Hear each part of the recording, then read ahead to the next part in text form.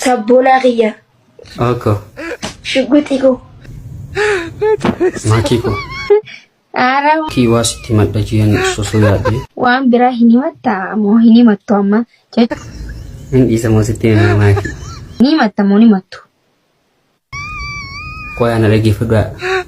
Ara maa sin godhanii Sinjala damakiye.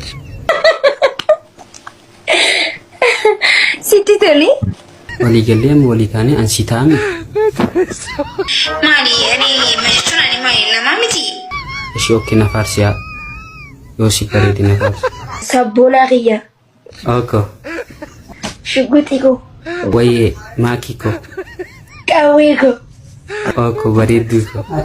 Tokkoffaako. Maki.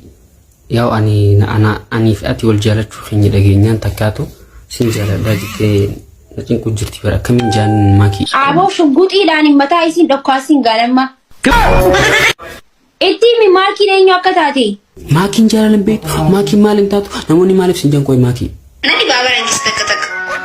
Maki dheengadda baran dukkaana asli dhageetiin asli doktor manaamin jaatuun doktora dubbisee takkasii fide amma haganamaa tan dibatsanu su'aa manaamin asli nagaam jahaadha seenaa manaamin jechaatuun ol darbee seenuu ijaa nama laalti beete seenuu hiyya manaamin jaa kana godhaatu man dafee hiisha hayyade lippistii gadi ganamaa tan dibatsan dhugaa. No. Lubbuutiyya. Wayyeko. Odoo heeruma siin jedhani haadha baate mi'ati dhiira isaa filattamee dhiira. Heerumni kiyyaan waddaachuun xallaachuun harargi. Yes. Ay amaralgi. Okay yoon siitee na faarsi mi'a takka. Lubbuutiyya. Wayyeko. Si malee ko. Wayyeko bareedduuko. Eessa si kaaya? Na filadu bakka anatti heerumu bakka anasi bulcha akkati barbaadetti waa hunda naatu siitaa.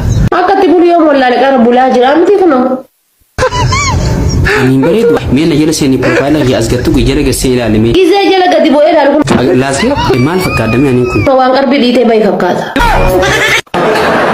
Kunoo waan agartii kanaati waan agartii salaa.